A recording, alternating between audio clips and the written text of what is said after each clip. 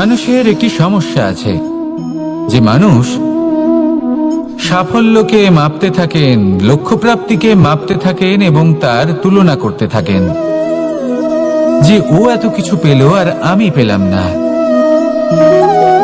ওর কাছে এত কিছু আছে কিন্তু আমার কাছে নেই। এই তুলনা করার জন্য ওনারা দুঃখী হয়ে পড়েন, নিরাশ হয়ে পড়েন। তাই আমি একটা প্রশ্ন করছি যে এটা কি উচিত?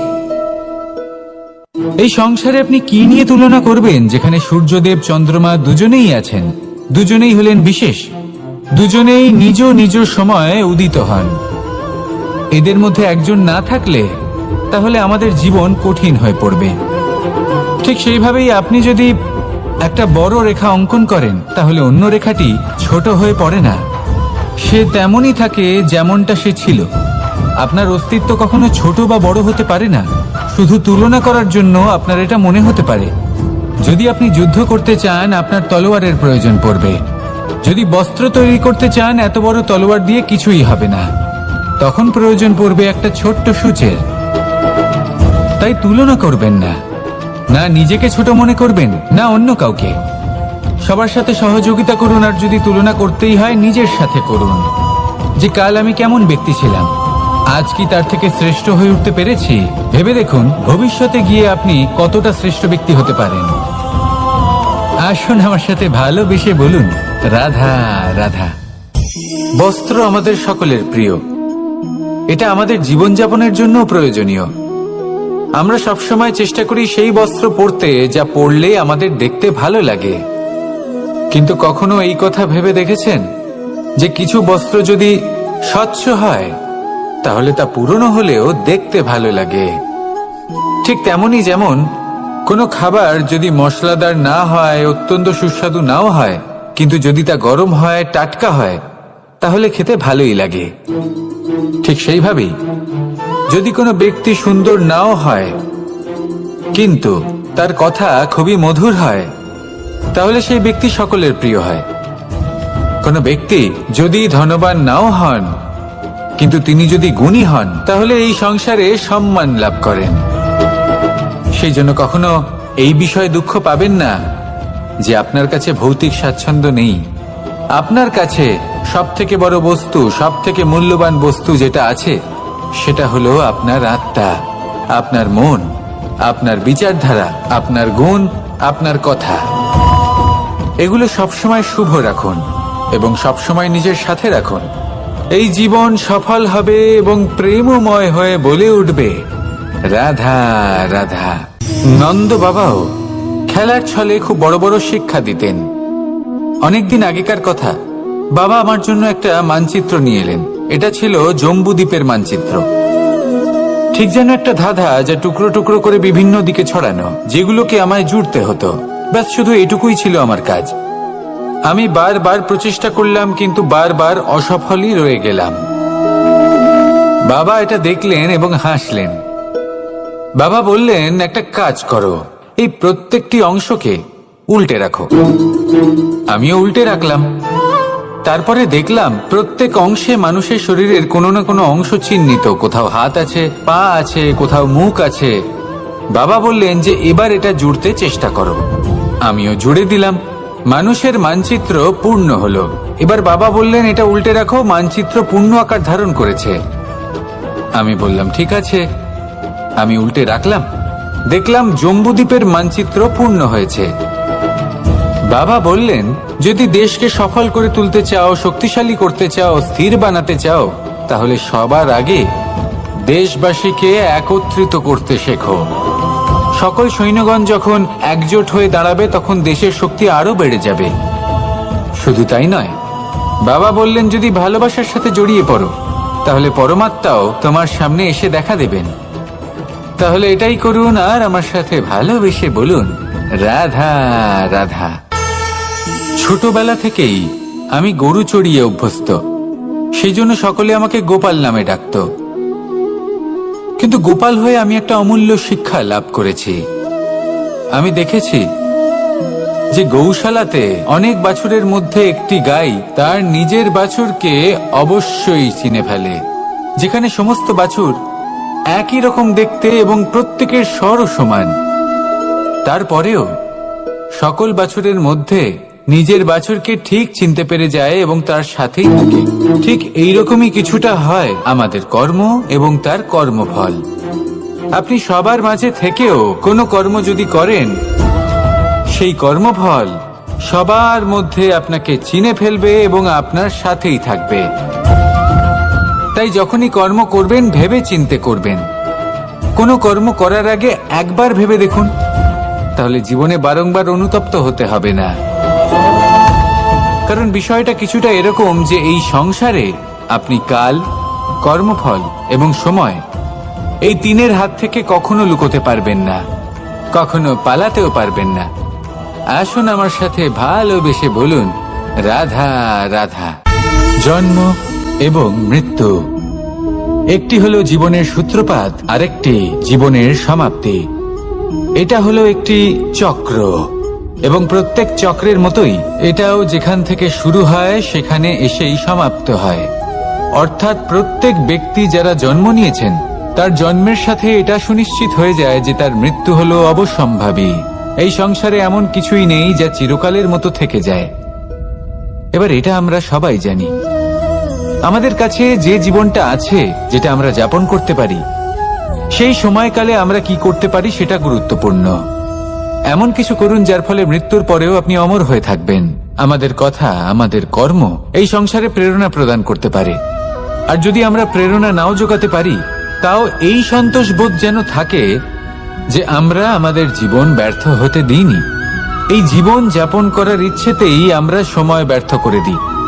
আর এই জীবনকে যাপন করার সর্বশ্রেষ্ঠ উপায় হলো এটাই যে কখন আমাদের মৃত্যু হবে, কিভাবে আমাদের মৃত্যু হবে, এই চিন্তা ত্যাগ করে যেন আমরা বর্তমানে বেঁচে থাকি, আজকে বেঁচে থাকি, আজকে দাঁড়িয়ে কর্ম করি এবং আজ যে সংকট সামনে তার সম্মুখীন হই। ভবিষ্যতের পথ নিজে থেকেই উন্মুক্ত হবে। আপনার জীবনে অনেক বড় বড় বিপদরূপী পাথর আসবে। সেই পাথরগুলিকে এতটাই দুর্বল করে দিন যাতে সেই পথ আপনি অগ্রসর হওয়ার পরে আপনার পেছন পেছন যে সেই পথ দিয়ে আসবেন তিনিও যেন সহজেই পাথর চূর্ণ করে সামনে অগ্রসর হতে পারেন। মনে রাখবেন, আপনার প্রচেষ্টারও একটা মাহাত্ম্য আছে। যদি আপনি কোনো কেল্লার শিখরে পতাকা উত্তোলন নাও করতে পারেন, তাহলেও আপনার প্রচেষ্টার যে মাহাত্ম্য তা কখনো কমে যাবে না। সেই জন্য প্রচেষ্টা করতে থাকুন আর আমার সাথে ভালোবেসে বলুন, রাধা রাধা। মানুষ সবসময় চায় যে তার জীবনে যেন কখনো কোনো সমস্যাই না আসে। সে চায় তার জীবন যেন শুধুমাত্র শান্তি এবং সুখের দ্বারা পূর্ণ থাকে। কিন্তু এই চাহিদা অনুচিত কিছু নয়। আমরা সবাই এটাই চাই যে জীবনে সুখ থাক, শান্তি থাক। কিন্তু এই কথা সবসময় মনে রাখবেন, যে সূর্য উদিত হন সংসারকে প্রকাশমান করেন, দুপুরবেলায় সংসারকে রৌদ্র প্রদান করেন, সন্ধেবেলায় তাকেও অস্ত যেতে হয়। এবার আমাদের জীবন চক্র কিছুটা এরকমই। কোনো কিছুই চিরকাল একরকম থাকে না। কখনো এই নদীকে দেখুন যা বয়ে চলেছে। এই নদী যা বয়ে চলেছে তার পথেও অনেক বিপদ আসে। বড় বড় পাথরের সম্মুখীন হয়ে তাকেও সামনে এগিয়ে যেতে হয়। একটি পুকুর যা চারদিক থেকে ঘেরা, তার জীবনে কিন্তু কোনো সমস্যা নেই। কিন্তু এই সংসারে পুকুরের পুজো করা হয় না, পুজো করা হয় নদীকে। মনে রাখবেন, সমস্যার ঊর্ধ্বে তিনি উঠতে পারেন যিনি সমাধি লাভ করেছেন, যিনি এই সংসারেই নেই। যিনি এই সংসারে আছেন এবং জীবিত আছেন, তার জীবনের সমস্যা হলো শ্বাসবায়ুর মতোই গুরুত্বপূর্ণ। আসুন আমার সাথে ভালোবেসে বলুন, রাধা রাধা। বন হলো আমাদের সবারই প্রিয়। সেখানকার সৌন্দর্য, শান্তি, সেখানকার পরিবেশ আমাদের সকলের ভালো লাগে এবং সেখান থেকে আমরা কাঠ পাই, যা সংসারে আমাদের জীবনে আমাদের খুব সহায়ক হয়ে ওঠে। এর দ্বারা আমরা অনেক কিছুই প্রাপ্ত করতে পারি। অনেক বাদ্যযন্ত্র আমরা লাভ করতে পারি। এর অনেকভাবে প্রয়োগ সম্ভব। কিছু কাঠ অত্যন্ত সুগন্ধি হয় যা আমরা ঈশ্বরকে নিবেদন করি, যেমন চন্দন। এবার ভাবুন, একজন অসাবধানী ব্যক্তি, তার হাত থেকে ছোট্ট একটা আগুনের ফুলকি যদি সেখানে পড়ে, তাহলে তা সমগ্র বনকে ভস্ম করে দিতে পারে। আর যখন এই আগুন ছড়িয়ে পড়ে তখন তা কাউকে রেহাই দেয় না। অন্য বৃক্ষকে নয়, পাতাকে নয়, ফলকে নয়, কাঁটাকে নয়, কাউকে নয়, পথে যাকে পায় তাকেই ভস্ম করে দেয়। এই ছোট্ট আগুনের ফুলকি। কিন্তু এই ছোট্ট আগুনের ফুলকি সবার আগে কাকে ভস্ম করে? সেই সকল ছোট ছোট শুকনো পাতা, সেই ছোট ছোট গাছের ডাল। ঠিক সেইভাবেই আপনার জীবনে একজন খারাপ ব্যক্তি এসে হয়তো আপনার সমগ্র জীবন ধ্বংস করে দিতে পারে। আর আপনার এই জীবনে এই ছোট ছোট শুকনো পাতা এবং এই ছোট ছোট শুকনো কাঠ আপনার ছোট ছোট স্বার্থ।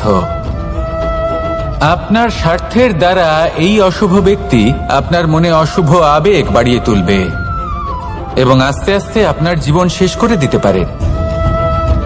তাই মনে রাখবেন, এই জীবন অমূল্য। আপনি হলেন অমূল্য। এই জীবন যাপন করুন এবং এই জীবনের কাছে পৌঁছানোর দ্বার আর কোথাও নেই, আপনার কাছেই আছে। আপনার মনে, আপনার বিবেকে, আপনার দৃষ্টিভঙ্গিতে, আপনার ভাবনাতেই আছে। এই দ্বারকে খুলুন। জীবন সফল হবে আর ভালোবেসে বলবে, রাধা রাধা। কথায় আছে যে স্বপ্ন এবং লক্ষ্য হলো একটি মুদ্রারই দুটি দিক। যতক্ষণ না স্বপ্ন দেখছেন ততক্ষণ বুঝবেন কি করে আপনার লক্ষ্য কি? স্বপ্ন দেখে যদি নিজের লক্ষ্য বুঝতে পারেন, সেটা পেতে চান, তবেই সেটা লাভ করতে পারবেন। কিন্তু স্বপ্ন এবং লক্ষ্য, এই দুইয়ের মধ্যে একটা ভারসাম্য রয়েছে যেটা বজায় রাখা প্রয়োজনীয়। একে আমরা বলে থাকি পরিশ্রম। দেখুন, যদি আপনি স্বপ্ন দেখতে চান তাহলে পরিশ্রম ত্যাগ করে নিদ্রা লাভ প্রয়োজন। কিন্তু যদি আপনি লক্ষ্য লাভ করতে চান তাহলে আপনাকে নিদ্রা ত্যাগ করে পরিশ্রম করতে হবে। তাই আলস্য ত্যাগ করুন এবং সিদ্ধান্ত নিন যে আপনি কি চান। আপনার জীবনের এই তুলাদণ্ডে স্বপ্নের পাল্লা ভারী হওয়া প্রয়োজন নাকি লক্ষ্যের? আমার মতে এই দুইয়ের মধ্যে যদি ভারসাম্য বজায় রাখেন তবে পথ নিজে থেকেই সামনে আসবে। শুধু সেই পথে অগ্রসর হতে থাকুন এবং আমার সাথে ভালোবেসে বলুন, রাধা রাধা। আমরা সবাই জীবনে সুখ লাভ করতে চাই। শুধু জীবনে কেন, জীবনের পরেও আমরা সুখ লাভ করতে চাই। আমরা সকলে স্বর্গের কামনা করি। কিন্তু খুব সহজ একটা কথা, যদি আপনি স্বর্গ লাভ করতে চান তাহলে প্রথমে মৃত্যু লাভ করতে হবে। আপনি যদি প্রাণই না দেন তাহলে আপনি স্বর্গ লাভ কিভাবে করবেন, তাই না? শুধু এই ছোট্ট একটা বিষয় দ্বারা আমরা জীবনে অনেক কিছুই শিখতে পারি। যদি আপনার কোনো লক্ষ্য থাকে, কোনো মনোবাঞ্ছিত স্থান থাকে, কোনো বড় কাজ আপনি করতে চান, তাহলে সেই সবই হবে। কিন্তু শুধুমাত্র কামনা করলে হবে না, আপনাকে কর্ম করতে হবে। নিরন্তর প্রয়াস, পরিশ্রম, পথ খুঁজতে হবে, সামনে অগ্রসর হতে হবে। কখনো অসফল হলে তার কারণ খুঁজতে হবে, বিপদের সম্মুখীন হতে হবে, অন্তর থেকে নিজের শক্তি বাড়িয়ে তুলতে হবে।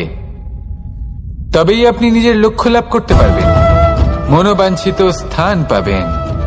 মহান নদী গঙ্গা একটি বিন্দু দ্বারা শুরু হয়, ধীরে ধীরে অগ্রসর হয়। কোনো পাথরে ধাক্কা খেলেও সে থামে না, বরং এগোতেই থাকে। তারপরেই সে মহান নদী গঙ্গা হয়ে উঠতে পারে। পরিশ্রম করুন, লক্ষ্য লাভ করুন, আর আমার সাথে ভালোবেসে বলুন, রাধা রাধা। এই সংসারে তিন ধরনের আবেগ অত্যন্ত গুরুত্বপূর্ণ, যা প্রত্যেক মানুষের জীবনে থাকে। প্রথমটা হলো আনন্দ, যা আমরা সবাই লাভ করতে চাই। দ্বিতীয় হলো ক্রোধ। এটা তখনই আসে যখন আমরা আমাদের উপর নিয়ন্ত্রণ হারাই বা কোনো পরিস্থিতি আমাদের প্রতিকূল হয়ে থাকে। তৃতীয় হলো দুঃখ। এই দুঃখ তখনই আসে যখন কোনো একটা পরিস্থিতি আমাদের মনের মতো হয় না, বা আমাদের প্রিয়জন আমাদের বুঝতে পারেন না। আমরা অমূল্য কিছু হারিয়ে ফেলি, তখন এই দুঃখ আমাদের হৃদয়ে আশ্রয় নেয়। এই তিন আবেগ হলো এমন যে আমাদের জীবনে আসতে এবং যেতে থাকবে। কিন্তু এই তিনটি আবেগের বিষয়ে কোন কথাটা মনে রাখতে হবে সেটা শুনুন। যখনই আপনি আনন্দে থাকবেন, প্রতিশ্রুতি দেবেন না, কারণ যখন মানুষ আনন্দে থাকেন তখন তিনি নিজের বিবেক বোধ হারিয়ে ফেলেন। দ্বিতীয়ত, যখনই আপনি ক্রুদ্ধ হবেন, উত্তর দেবেন না, কারণ ক্রোধের বশে যে উত্তরই দেবেন সেটা শুভ হবে না। তৃতীয়ত, যখনই আপনি দুঃখী থাকবেন, কোনো সিদ্ধান্ত নেবেন না, তখন নিজের মনের ওপর, নিজের কর্মের ওপর, নিজের উপর নিয়ন্ত্রণ রাখতে চেষ্টা করুন। যদি এই তিনটি আবেগের ক্ষেত্রে এই জিনিসগুলো মনে রাখেন, তাহলে জীবনে কখনো আক্ষেপ করবেন না। আসুন আমার সাথে ভালোবেসে বলুন, রাধা রাধা। আমাদের মধ্যে বেশিরভাগ মানুষ কোনো না কোনো মহাশক্তির উপস্থিতিকে বিশ্বাস করেন। আমরা মনে করি যে এ হলো সেই মহাশক্তি যার প্রভাব, যার কৃপা চিরকাল আমাদের উপর বজায় থাকে। আমাদের কর্মের ওপর, কর্মফলের ওপর চিরকাল তার দৃষ্টি থাকে। আমাদের মধ্যে কেউ একে ঈশ্বর মনে করেন, কেউ বা প্রকৃতি মনে করেন, বা কেউ কোনো গৃহপালিত পশুর মধ্যে মহাশক্তির দর্শন লাভ করেন, বা কেউ কোনো বস্তুর মধ্যে। প্রত্যেকের নিজস্ব বিশ্বাস আছে, কিন্তু সেই শক্তির থেকে আশীর্বাদ লাভের জন্য বা কোনো ইচ্ছে পূরণের জন্য আমরা কখনো না কখনো মন্দিরে যাই। এই মন্দির শব্দের সূত্রপাত কিভাবে, আগে সেটা বুঝে নেওয়া যাক। মন্দির এই শব্দের আরম্ভ হল মনের দ্বারা, কিন্তু বেশিরভাগ মানুষ যখনই মন্দিরে যান কোনো ইচ্ছে পূরণের জন্য বা ইচ্ছে পূরণ হওয়ার পরে ধন্যবাদ দেওয়ার জন্য, তখন তিনি শুধুমাত্র শারীরিকভাবে সেখানে উপস্থিত থাকেন। তার মন তো সাংসারিক কাজের মধ্যেই ঘোরাফেরা করতে থাকে, তাই না? তাহলে বলুন, এর অর্থ কি? যদি আপনি মন্দিরে নিজের মনকেই না নিয়ে যান, তাহলে তার কি লাভ হবে? মন্দিরে গিয়ে নিজের মনকে ঈশ্বরের চরণে পূর্ণরূপে সমর্পণ করুন। নিজের মন থেকে ঈশ্বরের আরাধনা করুন, আর এই মন থেকেই বলুন, রাধা রাধা। মানুষ শুধুমাত্র দুই ধরনের ব্যক্তির সামনেই নত হন। একজন হলেন তিনি যাকে তিনি সম্মান করেন, আর আরেকজন যাকে তিনি ভয় পান। এবার কোনো ব্যক্তি যদি আপনার সামনে নত হন, তাহলে তার পেছনের কারণ কি? আপনার প্রতি সম্মান নাকি আপনার প্রতি ভয়? সেটা আপনাকেই বুঝতে হবে।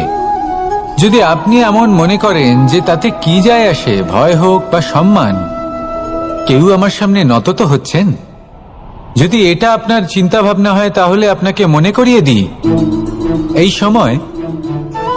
সময় বদলাতে বেশি সময় লাগে না। আজ যে ব্যক্তি আপনাকে দেখে ভয় পাচ্ছে, কাল এই ভয়ের সমাপ্তিও ঘটতে পারে। আবার এমনও হতে পারে যে তার কাছে অত্যধিক শক্তি চলে এলো। অনেক কিছুই হতে পারে। তাই মনে রাখবেন, যে মাথা ভয়ের কারণে নত হয় তা সময় এলে সবার আগে বিরোধিতা করতে পারে, আর যে মাথা সম্মানের কারণে নত হয়, আপনার জন্য নিজের শিরচ্ছেদও সে করতে পারে। তাই সকলকে আপন করে নিন, কিন্তু ভয় প্রয়োগ করে নয়। কর্ম করুন এবং সম্মান অর্জন করুন। শুধু এটাই করুন, আর আমার সাথে ভালোবেসে বলুন, রাধা রাধা।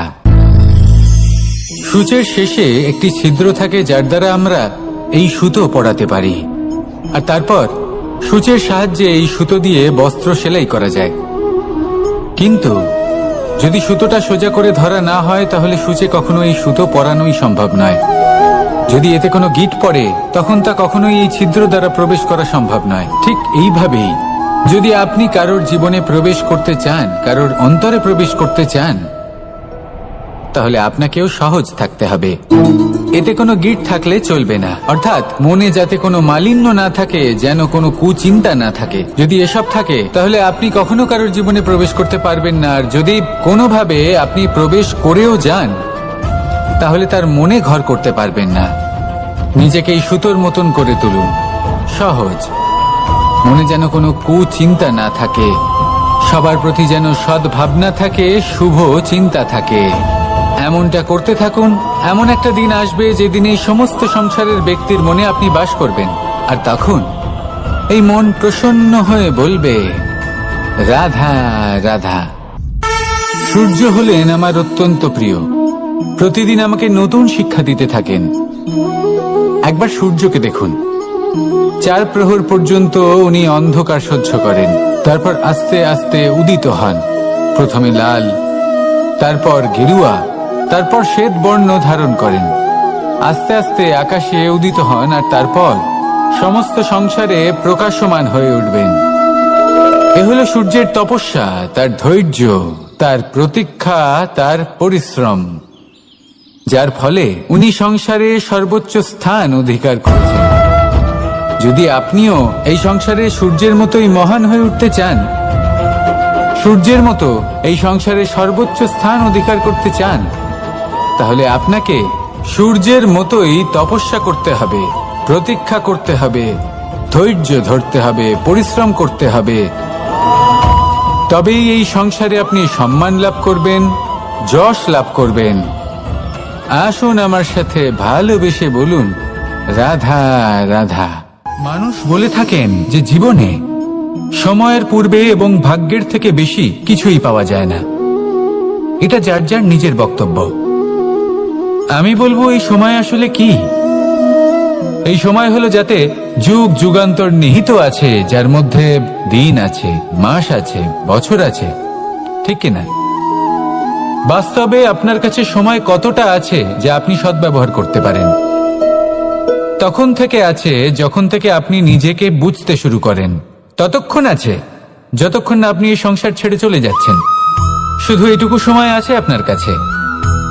আর যদি ভাগ্যের কথা বলা হয়, তাহলে ভাগ্য হলো সেই পরিস্থিতি যখন মানুষ নিজেকে সময়ের হাতে সমর্পণ করে দেন, তাকে ভাগ্য বলে। অর্থাৎ আপনি জীবনে পরিশ্রম করেছেন, বিপদের সম্মুখীন হয়েছেন, সামনে এগিয়ে গেছেন, কোথাও পৌঁছে গেছেন, এবং তখন আপনার মনে হলো যে ব্যাস এখানেই থেমে যাওয়া উচিত। তাহলে সেটাই হবে আপনার ভাগ্য। যদি ভাগ্যের কথা বলা হয়, তাহলে বলবো সত্যবানের ভাগ্যে মৃত্যু লেখা ছিল, কিন্তু সাবিত্রীর কর্ম তাকে পুনর্জীবিত করে তুলেছিল। অর্থাৎ এই ভাগ্য বদল করা সম্ভব কর্ম এবং পরিশ্রমের দ্বারা। ভেবে দেখুন, রাবণ মাতা সীতাকে হরণ করেছিল।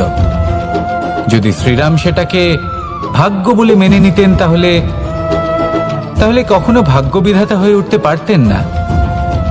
ভাগ্য হলো একটা বাঁধন যেটাকে ভেঙে ফেলা খুব প্রয়োজনীয়। নিজের লক্ষ্যের কাছে পৌঁছতে হবে।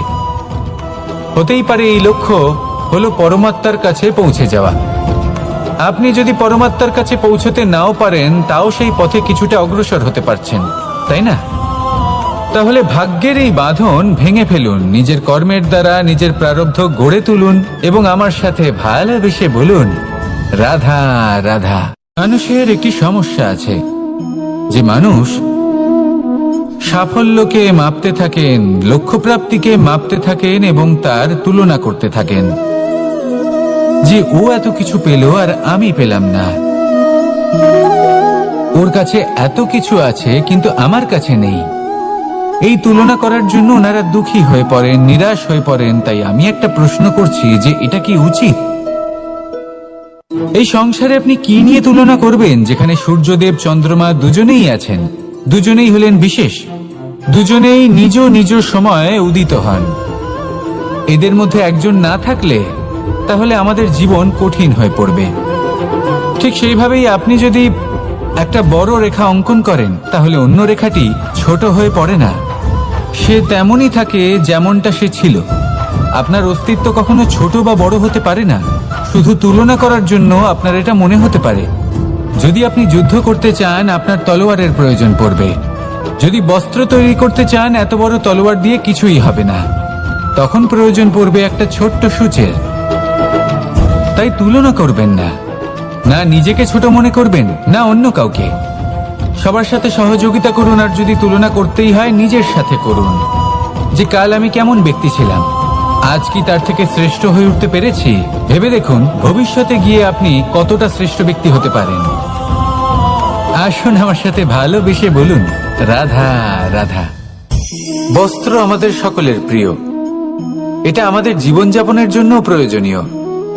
আমরা সবসময় চেষ্টা করি সেই বস্ত্র পরতে যা পরলে আমাদের দেখতে ভালো লাগে। কিন্তু কখনো এই কথা ভেবে দেখেছেন যে কিছু বস্ত্র যদি স্বচ্ছ হয় তাহলে তা পুরনো হলেও দেখতে ভালো লাগে। ঠিক তেমনি যেমন কোনো খাবার যদি মশলাদার না হয়, অত্যন্ত সুস্বাদু নাও হয়, কিন্তু যদি তা গরম হয়, টাটকা হয়, তাহলে খেতে ভালোই লাগে। ঠিক সেইভাবেই যদি কোনো ব্যক্তি সুন্দর নাও হয় কিন্তু তার কথা খুবই মধুর হয়, তাহলে সেই ব্যক্তি সকলের প্রিয় হয়। কোনো ব্যক্তি যদি ধনবান নাও হন কিন্তু তিনি যদি গুণী হন, তাহলে এই সংসারে সম্মান লাভ করেন। সেই জন্য কখনো এই বিষয়ে দুঃখ পাবেন না যে আপনার কাছে ভৌতিক স্বাচ্ছন্দ্য নেই। আপনার কাছে সব থেকে বড় বস্তু, সব থেকে মূল্যবান বস্তু যেটা আছে, সেটা হলো আপনার আত্মা, আপনার মন, আপনার বিচারধারা, আপনার গুণ, আপনার কথা। এগুলো সবসময় শুভ রাখুন এবং সবসময় নিজের সাথে রাখুন। এই জীবন সফল হবে এবং প্রেমময় হয়ে বলে উঠবে, রাধা রাধা। নন্দ বাবাও খেলার ছলে খুব বড় বড় শিক্ষা দিতেন। অনেকদিন আগেকার কথা, বাবা আমার জন্য একটা মানচিত্র নিয়ে এলেন। এটা ছিল জম্বু দ্বীপের মানচিত্র। ঠিক যেন একটা ধাঁধা, যা টুকরো টুকরো করে বিভিন্ন দিকে ছড়ানো, যেগুলোকে আমায় জুড়তে হতো। ব্যাস শুধু এটুকুই ছিল আমার কাজ। আমি বারবার প্রচেষ্টা করলাম, কিন্তু বারবার অসফলই রয়ে গেলাম। বাবা এটা দেখলেন এবং হাসলেন। বাবা বললেন, একটা কাজ করো, এই প্রত্যেকটি অংশকে উল্টে রাখো। আমিও উল্টে রাখলাম। তারপরে দেখলাম প্রত্যেক অংশে মানুষের শরীরের কোনো না কোনো অংশ চিহ্নিত। কোথাও হাত আছে, পা আছে, কোথাও মুখ আছে। বাবা বললেন যে এবার এটা জুড়তে চেষ্টা করো। আমিও জুড়ে দিলাম। মানুষের মানচিত্র পূর্ণ হলো। এবার বাবা বললেন, এটা উল্টে রাখো, মানচিত্র পূর্ণ আকার ধারণ করেছে। আমি বললাম, ঠিক আছে। আমি উল্টে রাখলাম। দেখলাম জম্বুদ্বীপের মানচিত্র পূর্ণ হয়েছে। বাবা বললেন, যদি দেশকে সফল করে তুলতে চাও, শক্তিশালী করতে চাও, স্থির বানাতে চাও, তাহলে সবার আগে দেশবাসীকে একত্রিত করতে শেখো। সকল সৈন্যগণ যখন একজোট হয়ে দাঁড়াবে, তখন দেশের শক্তি আরো বেড়ে যাবে। শুধু তাই নয়, বাবা বললেন, যদি ভালোবাসার সাথে জড়িয়ে পড়ো, তাহলে পরমাত্মাও তোমার সামনে এসে দেখা দেবেন। তাহলে এটাই করুন আর আমার সাথে ভালোবেসে বলুন, রাধা রাধা। ছোটবেলা থেকেই আমি গরু চড়িয়ে অভ্যস্ত। সেই জন্য সকলে আমাকে গোপাল নামে ডাকত। কিন্তু গোপাল হয়ে আমি একটা অমূল্য শিক্ষা লাভ করেছি। আমি দেখেছি যে গৌশালাতে অনেক বাছুরের মধ্যে একটি গাই তার নিজের বাছুরকে অবশ্যই চিনে ফেলে। যেখানে সমস্ত বাছুর একই রকম দেখতে এবং প্রত্যেকের স্বরও সমান, তারপরেও সকল বাছুরের মধ্যে নিজের বাছুরকে ঠিক চিনতে পেরে যায় এবং তার সাথেই থাকে। ঠিক এইরকমই কিছুটা হয় আমাদের কর্ম এবং তার কর্মফল। আপনি সবার মাঝে থেকেও কোনো কর্ম যদি করেন, সেই কর্মফল সবার মধ্যে আপনাকে চিনে ফেলবে এবং আপনার সাথেই থাকবে। তাই যখনই কর্ম করবেন, ভেবে চিন্তে করবেন। কোনো কর্ম করার আগে একবার ভেবে দেখুন, তাহলে জীবনে বারংবার অনুতপ্ত হতে হবে না। কারণ বিষয়টা কিছুটা এরকম যে এই সংসারে আপনি কাল, কর্মফল এবং সময়, এই তিনের হাত থেকে কখনো লুকোতে পারবেন না, কখনো পালাতেও পারবেন না। আসুন আমার সাথে ভালোবেসে বলুন, রাধা রাধা। জন্ম এবং মৃত্যু, একটি হলো জীবনের সূত্রপাত, আরেকটি জীবনের সমাপ্তি। এটা হলো একটি চক্র এবং প্রত্যেক চক্রের মতোই এটাও যেখান থেকে শুরু হয় সেখানে এসেই সমাপ্ত হয়। অর্থাৎ প্রত্যেক ব্যক্তি যারা জন্ম নিয়েছেন, তার জন্মের সাথে এটা সুনিশ্চিত হয়ে যায় যে তার মৃত্যু হলো অবশ্যম্ভাবী। এই সংসারে এমন কিছুই নেই যা চিরকালের মতো থেকে যায়। এবার এটা আমরা সবাই জানি। আমাদের কাছে যে জীবনটা আছে, যেটা আমরা যাপন করতে পারি, সেই সময়কালে আমরা কি করতে পারি সেটা গুরুত্বপূর্ণ। এমন কিছু করুন যার ফলে মৃত্যুর পরেও আপনি অমর হয়ে থাকবেন। আমাদের কথা, আমাদের কর্ম এই সংসারে প্রেরণা প্রদান করতে পারে। আর যদি আমরা প্রেরণা নাও জোগাতে পারি, তাও এই সন্তোষ বোধ যেন থাকে যে আমরা আমাদের জীবন ব্যর্থ হতে দিইনি। এই জীবন যাপন করার ইচ্ছেতেই আমরা সময় ব্যর্থ করে দিই।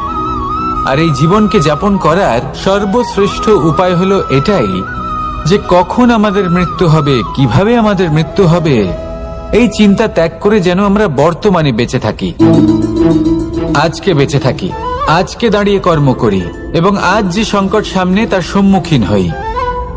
ভবিষ্যতের পথ নিজে থেকেই উন্মুক্ত হবে।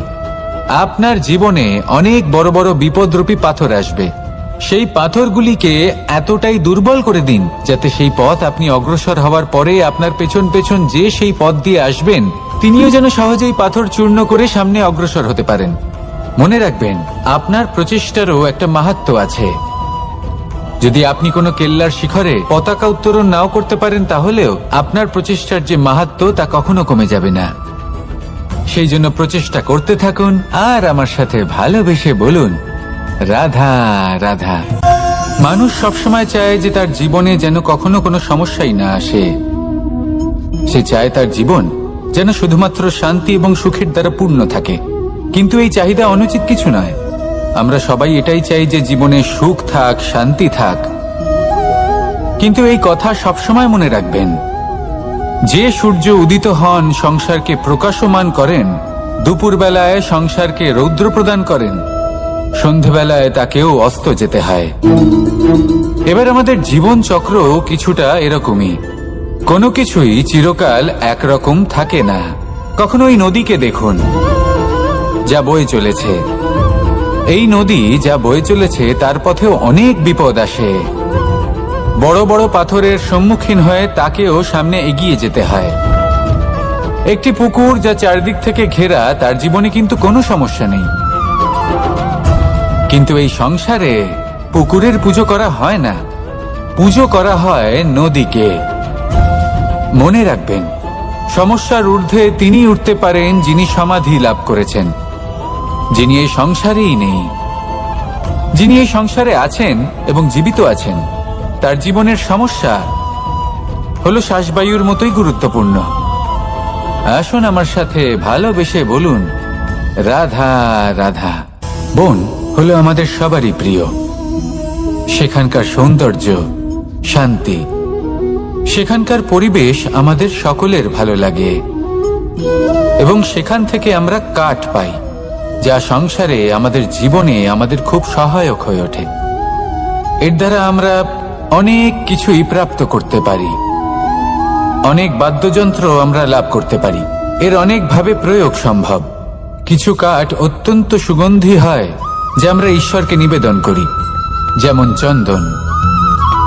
এবার ভাবুন, একজন অসাবধানী ব্যক্তি তার হাত থেকে ছোট্ট একটা আগুনের ফুলকি যদি সেখানে পড়ে, তাহলে তা সমগ্র বনকে ভস্ম করে দিতে পারে। আর যখন এই আগুন ছড়িয়ে পড়ে তখন তা কাউকে রেহাই দেয় না। অন্য বৃক্ষকে নয়, পাতাকে নয়, ফলকে নয়, কাঁটাকে নয়, কাউকে নয়, পথে যাকে পায় তাকেই ভস্ম করে দেয়। এই ছোট্ট আগুনের ফুলকি।